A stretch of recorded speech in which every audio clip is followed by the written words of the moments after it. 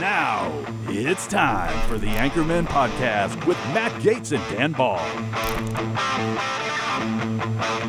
Welcome back to another episode of The Anchorman Show, and I'm going to be having a conversation today with one of my personal heroes. When I was in Congress, there were so many who were trying to convince us that the administrative state, the FBI, the Department of Justice, the intelligence community, they only had truth and right answers for us. They were infallible, they could never be flawed or corrupted.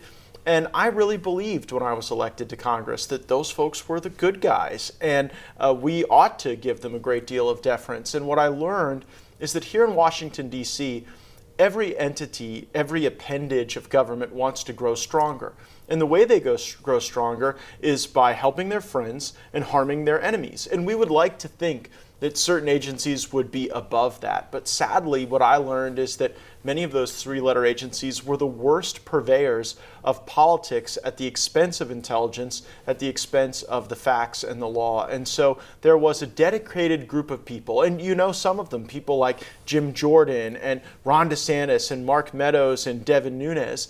But to ensure that all of us had the ability to ask the right questions and pursue the right leads, there were dedicated members of the intelligence community staff. And you know one of them a great deal now, Kash Patel. He's currently the director of the FBI, and he largely has that position because he was able to show his chops in very challenging circumstances where he was being threatened by Rod Rosenstein, he was being challenged by the likes of Paul Ryan in the national media.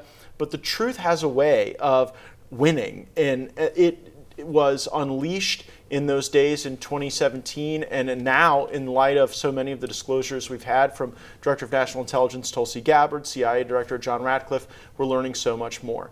There is another hero of this moment you may not know as well, Colonel Derek Harvey.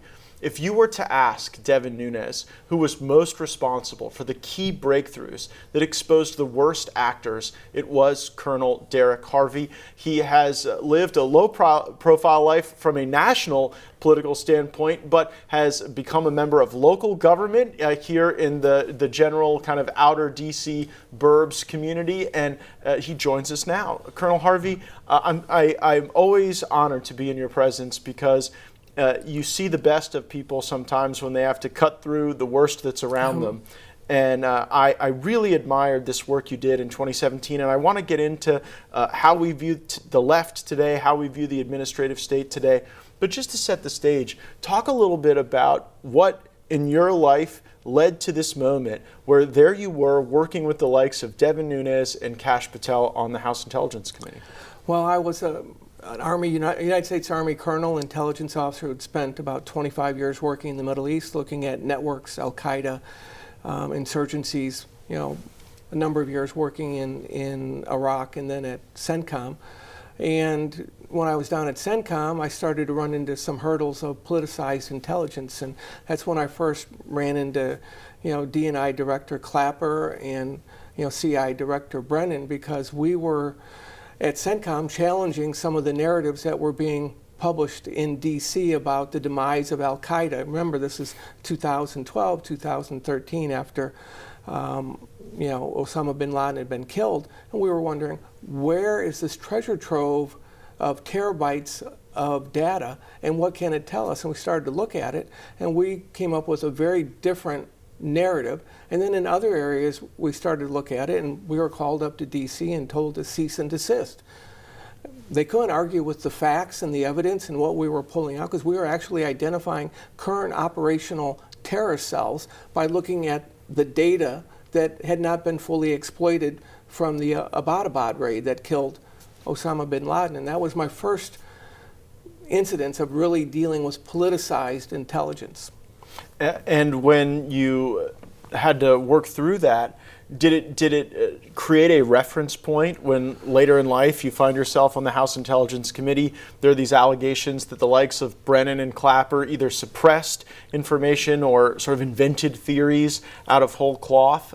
Did it help having seen how they operated with the type of intelligence that we saw during the global war on terror? It was similar, but this what we found in 2016, 17, when we're going back and looking what Brennan and Clapper and others had done, Samantha Powers, it was beyond corrupt.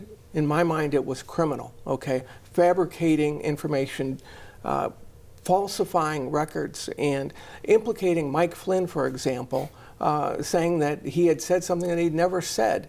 Okay, and then getting him fired as a major blow to the Trump administration. And right after that, I started to look at some of the past intelligence data that was held at the National Security Council and the Intelligence Office, where we started looking at all of these requests to unmask people. And we started to see a pattern, and we saw other things. And that led us to reach out to Devin Nunes and ask him to come over and take a look at some things. And that's what led to the, not press conference, but his speaking to the press outside the White House, where he started the whole Russia hoax unraveling at that point. It took too long, too many years, and there was too much opposition from the deep state. But we're finally getting there with what Tulsi Gabbard and John Radcliffe and others have been releasing. But so much of this, Matt, we knew over the last, we uncovered it in 18, 19, and 2020. But I want to go back to 2017 and that key moment, because it was such a critical moment for the Republican Party. I mean, we had congressmen saying to me, look, if Trump has done something wrong with Russia, Mike Pence will be fine as president. They hoped that one of their own, someone they had familiarity with, could simply assume a role that he had not been elected to. Take us inside that decision for Devin Nunes to go over to the White House and tell President Trump his campaign had been spied on, because it was a decision that really did come with consequences for him and for the committee. It did, and I still do not think that Chairman Nunes gets enough credit for what he did, because he was pushing back against the entire House and Senate establishment, not just the Republican Party, and he was standing on principle. He saw something wrong, he was curious, and he pulled the string, and it continued to pull, and we wound up with the Russia hoax. But at the time... It had to be a tough decision, because, I mean, like you said, there were a lot of folks that didn't even want him to tell Trump. Correct. How did he come to that? Well, he's a man of tremendous integrity and principle, and the more you're around someone like that, this is a farmer from California who is as down to earth as can be, and unassuming, but he's so effective and he's so smart, and again, tremendous integrity and principle. And to him, there was no debate in my mind. He always told us, just follow it, and he will provide us the cover. Go after the truth, okay? And that's what we did. Did you ever get pushback from Paul Ryan and the Speaker's office in those days in 2017? And yes, we did. We wanted to do subpoenas, we wanted to do referrals, criminal referrals, and there was always a challenge, from the Speaker's office. Why do you think that was? Well, why was Speaker Ryan one of the first people to get, the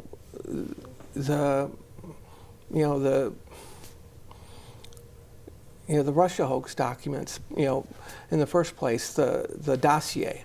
Okay, why was he one of the first ones, and why didn't we find out about that until far, far, beyond when it could have been relevant to helping us understand how to navigate what was going on? Why was McCain involved? Why was our Senate Intelligence Committee Republican staff involved in this cover-up?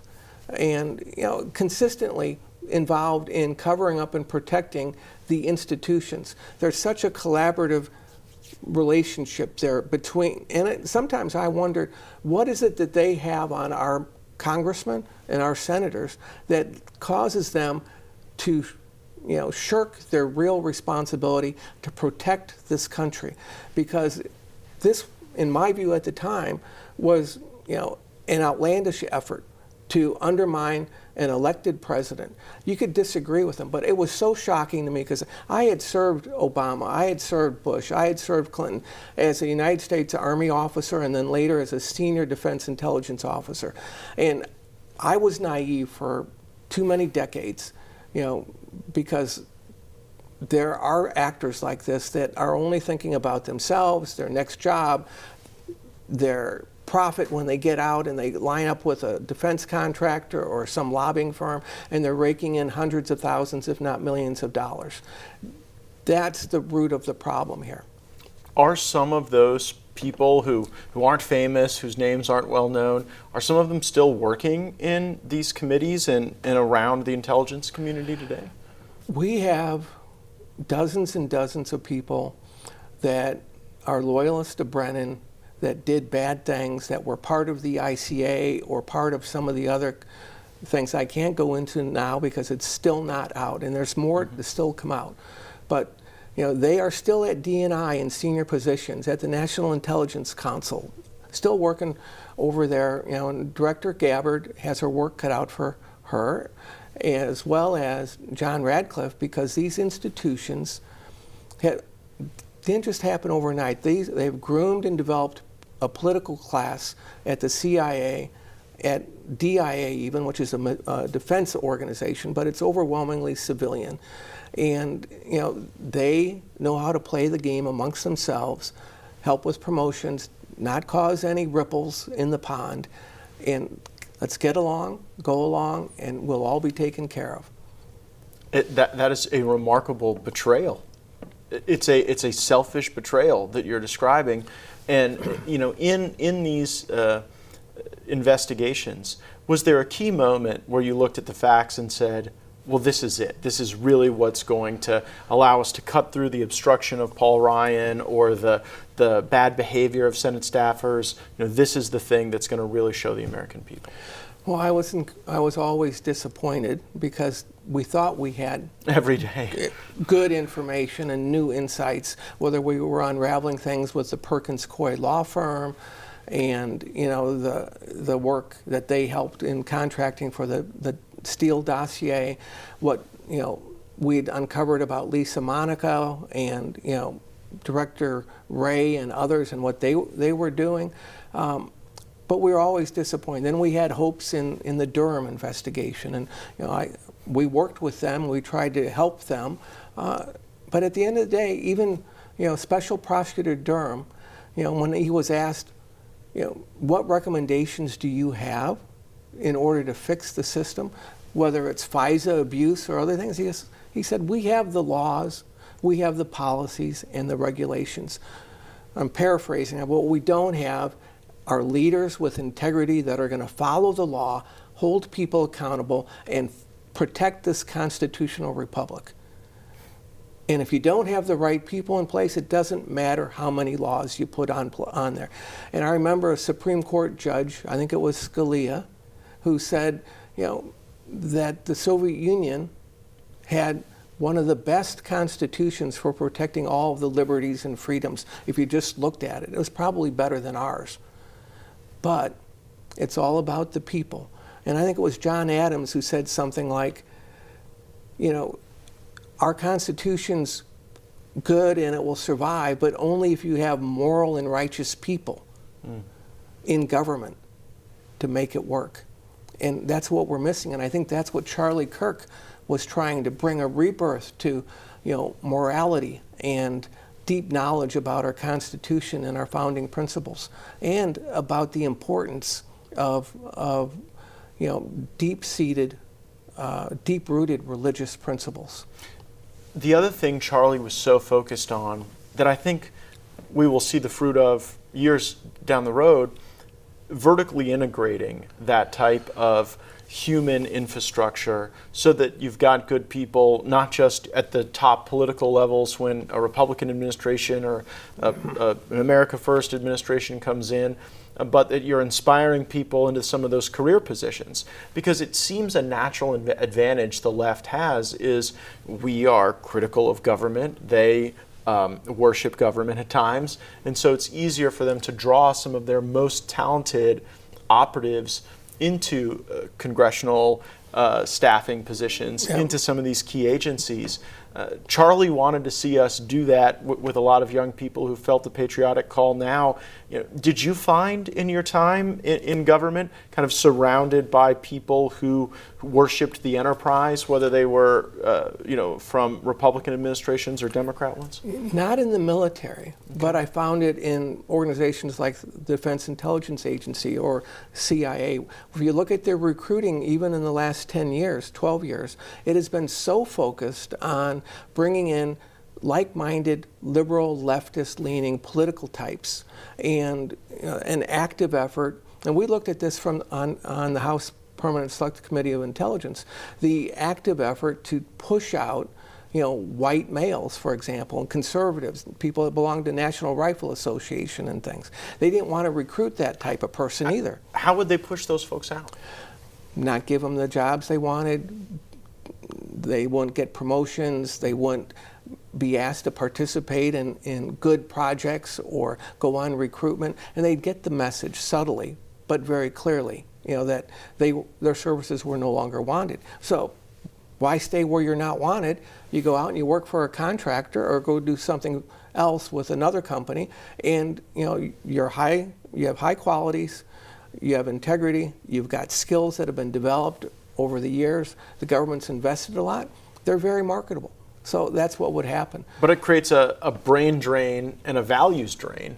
Absolutely. Out of these key institutions. And I think that one rub the populists have had with the libertarians on the right is the libertarians are always just trying to make government smaller, and the government has grown larger. It is more involved in our lives, and we haven't been as focused on the things government can and must do to improve our lives. So can we recapture these entities that have been drained of patriots and captured by the left? If we get this administration to work on actually recruiting good people and retaining good people, and part of that is going to be delivering on accountability for the wrongdoing, but also part of it is when the Trump administration went out of power in January of 21, there were no job offers for most of the administrative people.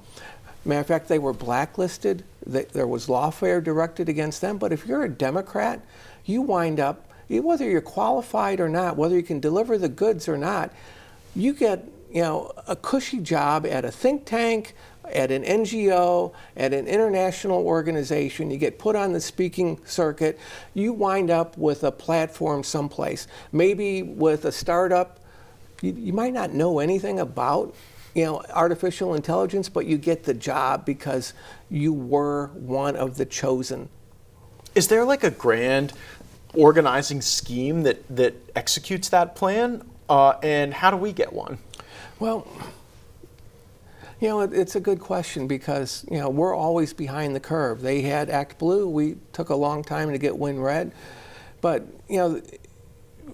we need to get ahead of the game. And just on something as simple as, how do we go after Antifa? They've had the Southern Poverty Law Center for a long time investigating, demonizing, and fabricating information, and even putting Turning Point USA on their list as an extremist group. A hate group. A hate group. Oh my gosh. Talk about someone who was genuine and was sympathetic and compassionate, regardless of race or sexual orientation. Charlie Kirk and TPUSA was that. But we need, outside of government, investigative research organizations that are going to lay out Antifa, that have the knowledge, the expertise, and the resources to build an understanding so that we can help government do its job. Okay, and to inform the media and to inform the public in a way with accurate, objective, data-supported information, unlike the Southern Poverty Law Center. We have a resource in Elon Musk on the right now that we've never had before, and I think that utilizing that resource, that talent, that intellect, to build out these ways to credential people on our side, maybe when we're not in power, but also to support those systems to pursue the truth would be a good way to direct that. And I know that was something that Charlie Kirk was in the process of building out in those relationships. You mentioned the media. This was the moment for me, Colonel Harvey, when we learned that the Department of Justice leaked information to Michael Isikoff, a left-wing journalist, and then used the article that they cajoled into existence as a basis to spy on President Trump. Like, you don't have to be a brilliant cataloger of the deep state to know that is just fundamentally unfair. And then we saw it like over and over again, where these people at FBI, DOJ, CIA really were becoming information operatives with the media as much as they were trying to keep the country safe or develop facts and apply them to the law. Where do you think we are in that trajectory of kind of blending intelligence work and criminal work with just straight up propaganda? Well, there's such a symbiotic relationship from the deep state. If you look at what they were doing for the last 10 years, the leaking of information, the sharing of information, family relationships, the husband working at the FBI, the wife working for ABC News, or you got Peter Strzok, and his wife being chief of enforcement, over, at the Securities and Exchange SEC. Commission. You've got a lot of that going on in D.C., or being at a think tank with the husband or wife being in another organization. And so the information flowed. It's also, flowing in terms of insider trading, which makes being on the Hill or in some of these entities a very profitable venue for them. That's how people survive here, And fortunately, we've got a lot of, So not just Congress. You're saying insider trading in the administrative state as well. In the administrative state as well. How does that work? Well, if you're working at an intelligence agency and you got a family member, a wife working under a different name, the connections usually aren't made, and there's not an aggressive posture by DOJ, the FBI, or the SEC or others to go after those that are in their movement. They are very eager to go after conservatives, as you know, and it doesn't have to be, legitimate. They can put you through the ringer, run up the cost. Just look at what they did to Mike Flynn. I'll just go back to, because he's a good friend of mine. It's a great example. And they knew by the intercept of his conversation when he was on vacation with Ambassador Kislyak that he had not violated one thing. But they made the assertion, and the Assistant Attorney General went over and briefed Rance Priebus, the Chief of Staff, and the Vice President's office, and told them that Mike had lied and he might be vulnerable, and that what he had represented to them about the conversation was not true. The FBI sent two people over there, Peter Strzok and Joe Pientka. They had the interview, and Mike even said, "You likely have the intercept. You tell me, but I don't think I said anything." I'm paraphrasing. Yeah. No one asked in the Vice President's office, to my knowledge, or Rance Priebus, let me actually look at the transcript. Which was totally benign. Which was totally I've read benign. It was nothing. And then they went after his kid. They went after his lawyers. They pressured Mike Flynn's lawyers to force him into a plea deal in order, and the threat was, we will release we'll stop our FARA investigation of your law firm if you can get Mike Flynn to plead guilty, and also we're pressuring his son too. That process of threatening the lawyers, baiting the lawyers, putting a carrot in front of the lawyers, it is a pattern that repeated. When they were going after President Trump recently, they were trying to get Walt Nauta, the wonderful personal aide to President Trump, to say things that weren't true, to implicate the president.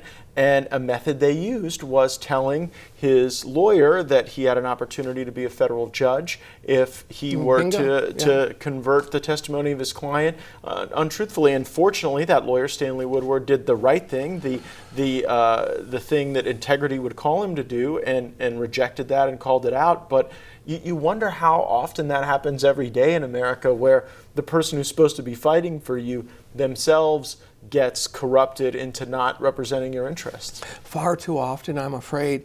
And so that's one reason that I've always been a little sympathetic to, prison reform and things like that. But, what has happened in this country with, district attorneys that have been supported by the Open, Society funded by Soros and the like, it's gone way too far, because we've lost all accountability on our streets, and I think the president's trying to get on top of that by coming into Washington, D.C. and elsewhere. But it is so nice being here in Washington now with no concern that some band of hoodlums isn't going to come and try to carjack you or take your wallet. It really is.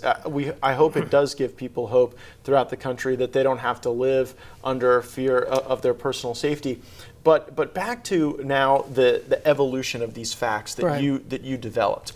We see the Trump administration come back into power, and right away you see Tulsi Gabbard get on some pretty critical releases. Right. To me, the most important thing we got was the real look into that December 9 meeting where Absolutely. President Obama has lost the election. He was the closer for Hillary Clinton, and now they have to deal with the eventuality of President Trump coming into office, and they decide the way they're going to deal with that is to hobble him with these allegations of connections to Russia. There weren't any. People in the IC were saying that this was nonsense, but yet Clapper and Brennan were directing it to be created anyway.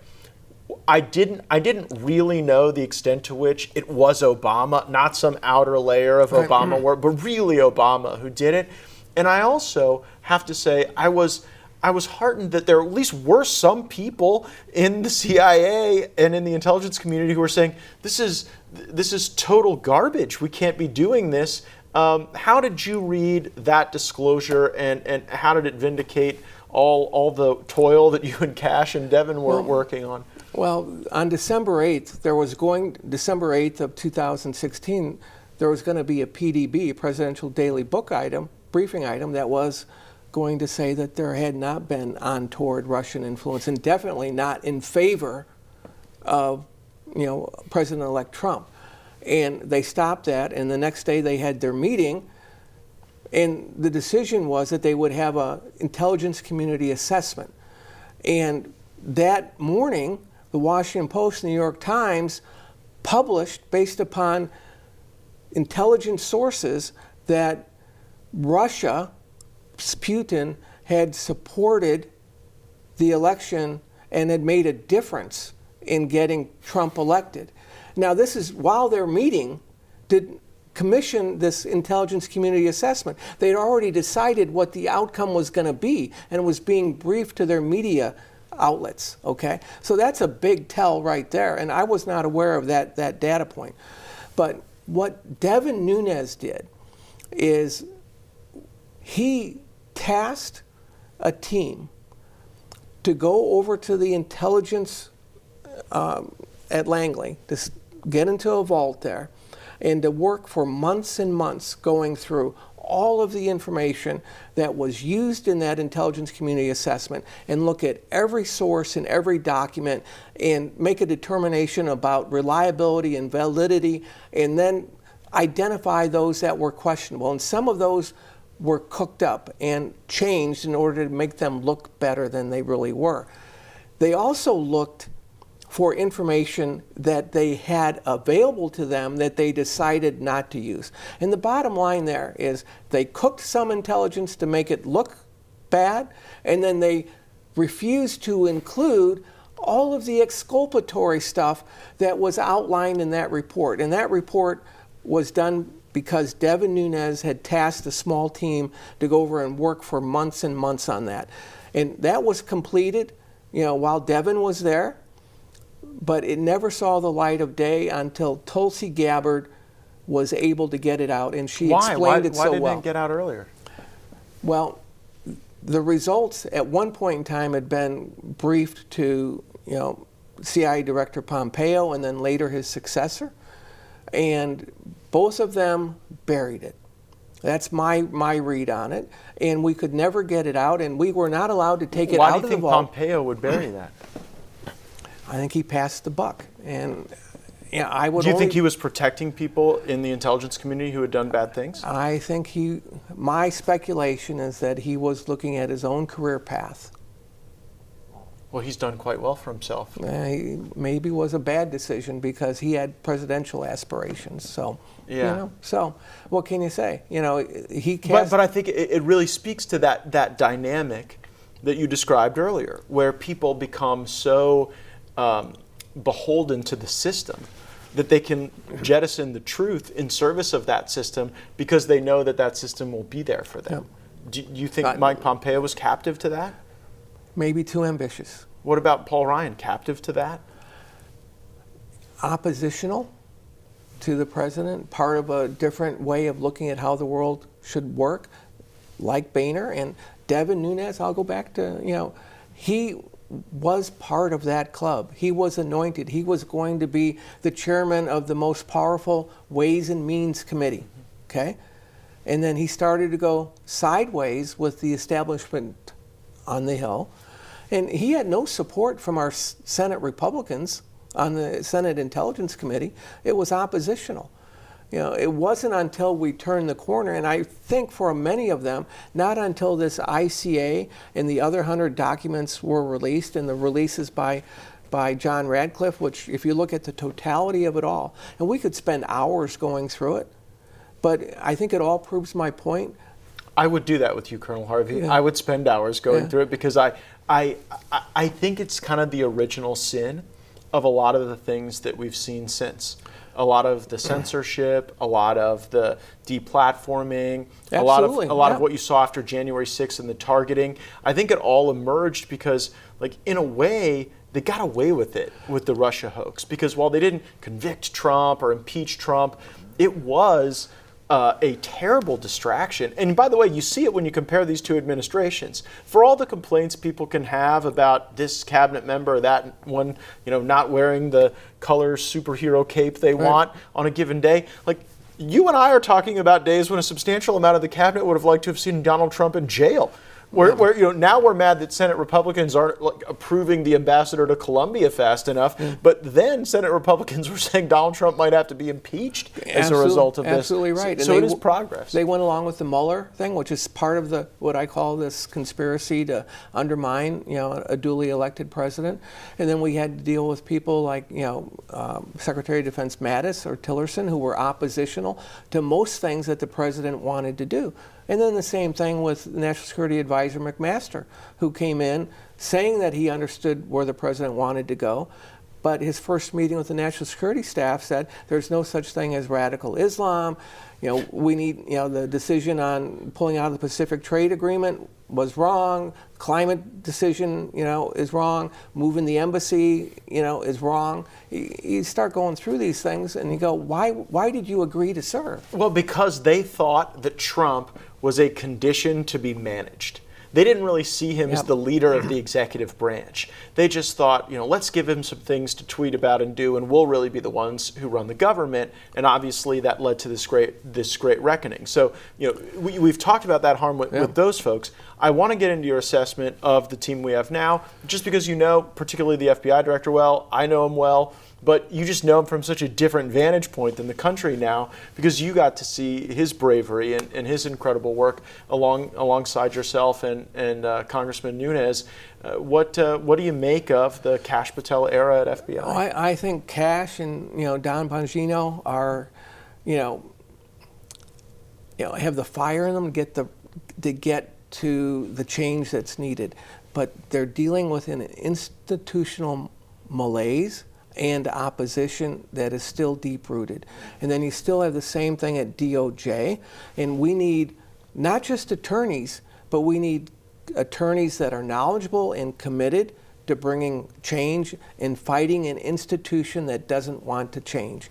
And you also need knowledge, and you need good investigators, and you need resources. You know this from being on the Hill.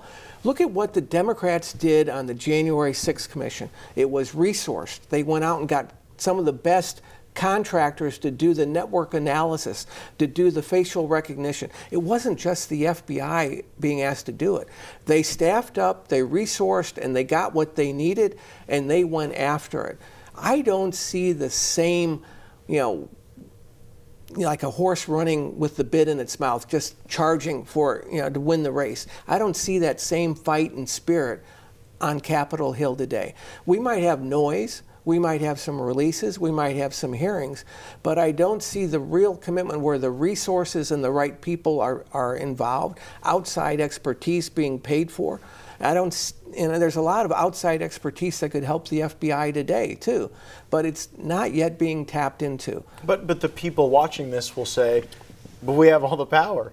We have the executive branch, we have the House Speaker, we have the Senate Majority Leader. People will wonder why that's not happening. Well, it's amazing how things work when you're trying to move a bureaucracy, and the things you have to do to get anything done. You need money, you need people, you need to follow processes, you need to be legal about it, and things can be slowed down.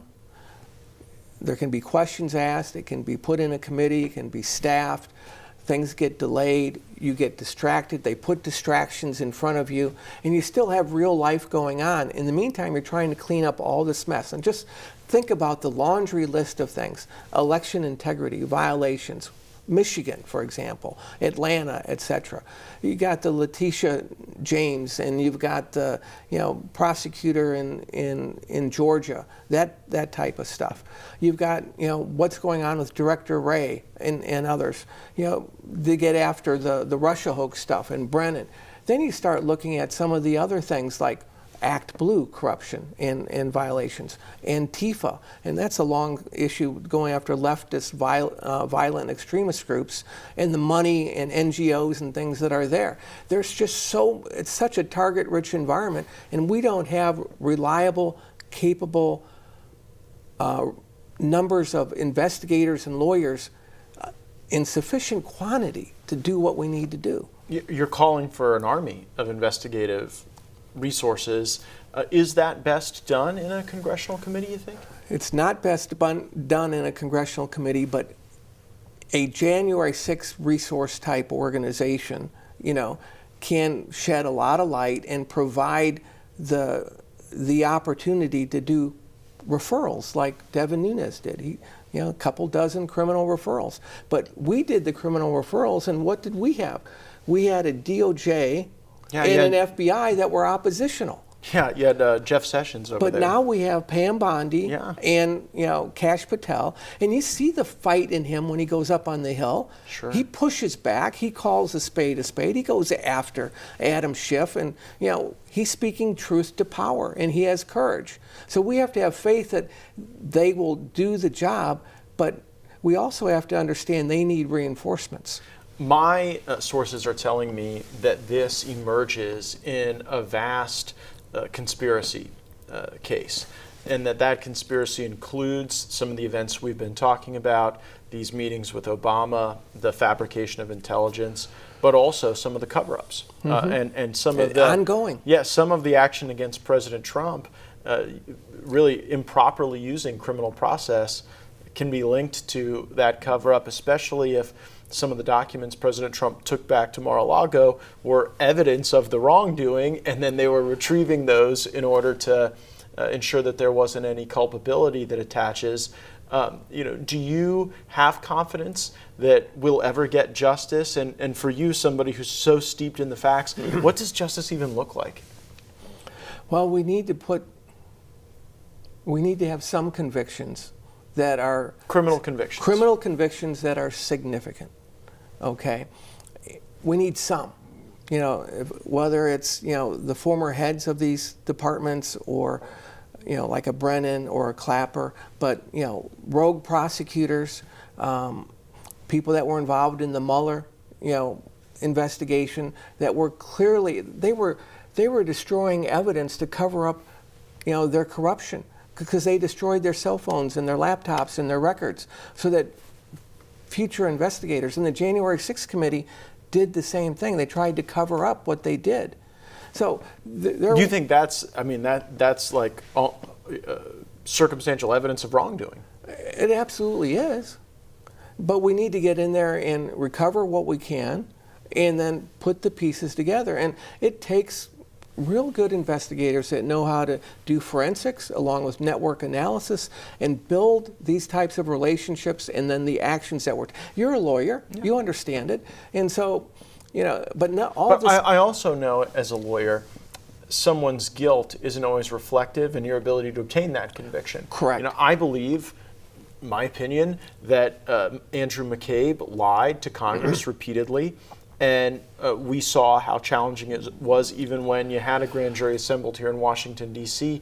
to obtain that conviction. And so I wonder... Their answer to this is, the other side's view is, we don't care about whether or not you can get a conviction or not. We want to put our enemies through the process. Yes. Look what they did to Mike Flynn. Yep. Look what they did to the president. Look what they do with the lawfare. Look at everyone who worked in the White House in that first term had $100,000 or more in legal bills just over nonsense. Attorney Eastman, who was prosecuted, and he used they're trying to debar filing, against Jeff Clark. All kind of, even today they're going after people that are coming into the administration, trying to file complaints with their state bar associations. This is lawfare, and we don't think in those terms. We don't realize that we're in combat. They say any means to achieve the ends, okay? And they're in denial about the successes we're having. They're oppositional all the time. They lie freely, okay? They distort. Look what they've done with Charlie Kirk's message, okay? Distorting his messages on LGBTQ. You can have compassion.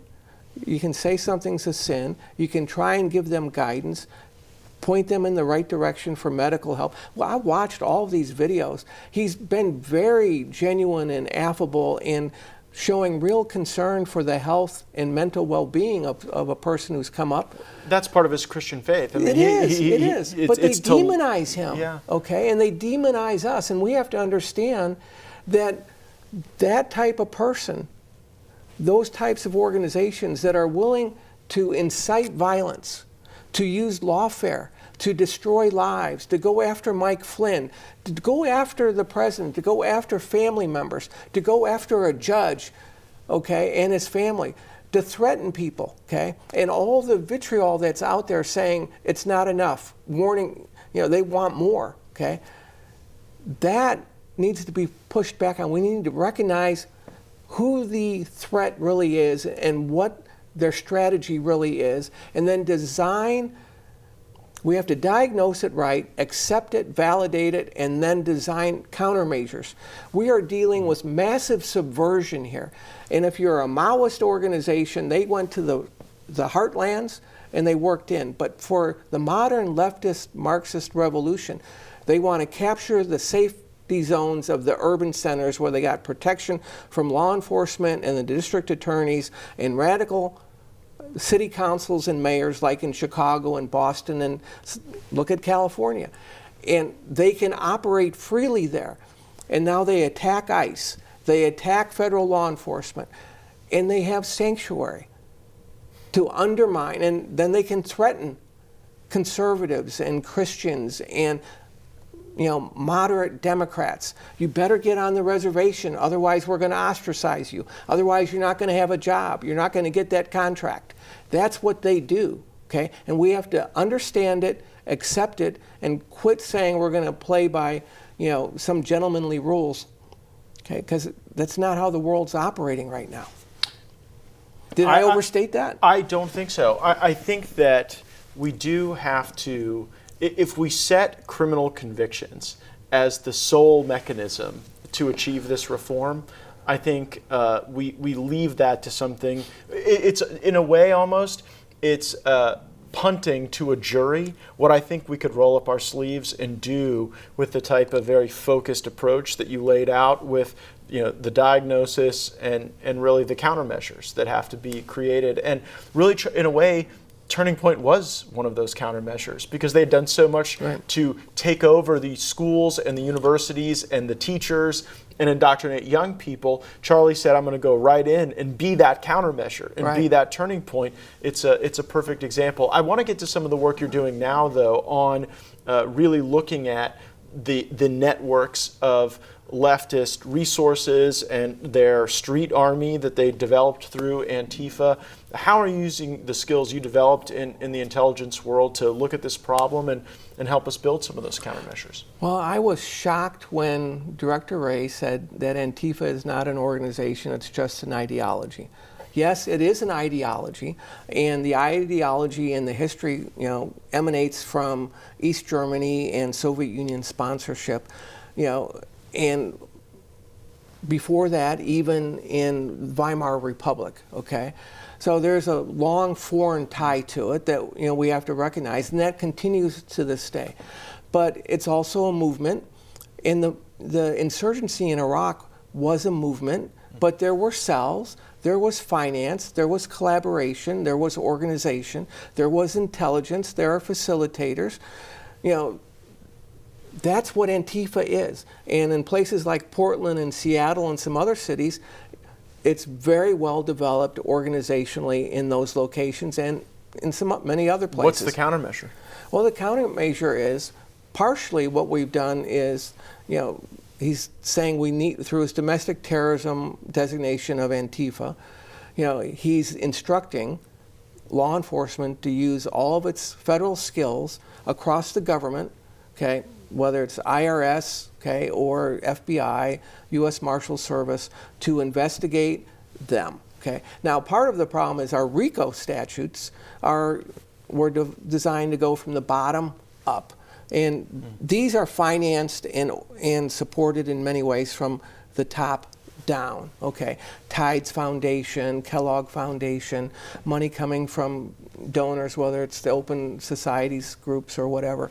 And the money goes down and it goes to an entity that is allowed to receive the money from them, not a 501c3, and that money gets distributed. Do you think the people at the top of those organizations know? They don't want to know. Oh, you think it's willful like distance from the violence? And they understand, but they don't want that direct connection. Are our laws sufficient now for that type of a top-down accountability structure? No, we need to adjust. I think there needs to be some, reworking of some of these, laws that address RICO in a way that would make it more applicable for what Antifa and some of these other groups are doing. What about the recent decision this past week for President Trump designating Antifa a terrorist organization? Does that unlock certain capabilities? It does not, but it directs and provides motivation for them to use all the legal authorities that we do have. Now, it also allows, we got to designate Antifa a foreign terrorist organization, and I don't think that was done. And then you do unlock some other intelligence and federal authorities because then if you're supporting Antifa and you're coordinating, training, facilitating, with the outside or getting support from the outside, then you can really get the hook into them. Do you have any worry at all that if we're real effective at this strategy, that we could wake up in a world where the left had power again and they designate CPAC a foreign terrorist organization because they have a meeting in Hungary, or Turning Point as a chapter in Australia? I mean, do you worry that we're now entering a cycle of tit for tat? And I know part of that is they've already hunted us, right? And so we certainly want to reset the trends. There are legal criteria, and I can't go through all those right now. But you bring up a very good point, and I acknowledge it, and that's why there has to be oversight, legal review, and standards. And I go back to Mr. Durham's comment. What's the point of having policies, laws, regulations, if the people aren't going to follow them? And I have trust and confidence in Cash, in Bongino, and Pam Bondi, and John Radcliffe, etc., to do the right thing and to follow the law, because they are meticulous about that. They are. I take some exception with Durham's work because he didn't answer some critical questions. Absolutely. And I really hope that Tulsi and Cash and Radcliffe answer these questions, because they're not impossible to get answers to. Who was running MIFSUD and who was running downer. Bingo. And like we're deep in the rabbit hole now, but that's okay. But Joseph Mifsud, who was that guy answering to? Yeah, I understand that. How do we not know that yet, Colonel Harvey? We've had control of the government for almost a year, and we still don't know who Mifsud was answering to and who Downer was answering to. These were spies who were working against our own government and our own efforts, possibly directed by our government. Right. You go back to that London connection. And Mifsud had his apartment in London, he had his home in Italy, and his family was from Malta. Okay? And we went after that, and so did, Durham. And I think that Attorney General Garland extremely circumvented that report that Durham had, and that's one of the things I have been consistently calling for. I want all the papers, all the investigative notes, all the depositions that were done by Durham, and I want those to be reviewed and released, at least made available to a committee, whether it's judiciary or somebody else, to go through, and let's see what's there, because I know from working with them that they had a lot on Mifsud, and they had a lot on the Pentagon connection to this too. What a great cliffhanger. Colonel Harvey calling for the release of all the Durham transcripts, notes, and investigative materials. We probably shouldn't have to wait decades like we had to wait for the JFK files and these others. Colonel Harvey, I truly appreciate your service to the country. I'm grateful that you're continuing to serve at the local level. But I have to ask, having been a congressional staffer in this crucible moment, now understanding what it's like to respond to constituent emails and wave on the side of the road, would you ever consider running for Congress? I reside in CD6 in Maryland, which is gerrymandered, and so we got a lot of Montgomery County, so they make it almost impossible for a Republican to run there. But the last two there, Democrats, very wealthy, don't live in the district, and they can spend $20 million, to run in a district that they don't live in, but they're going to win. Okay, so it's very hard to win in Maryland because it's not a level playing field. And I think with a new census and more election integrity efforts, we might be able to get there where there's some balance in some of these states. Thank you so much for joining me, Colonel Harvey. God bless you. Want to see more great videos like this? Click on the link below to subscribe to OAN Live and watch Dan Ball's Real America and The Matt Gaetz Show on Dish Channel 212. Tune in, subscribe, and watch today.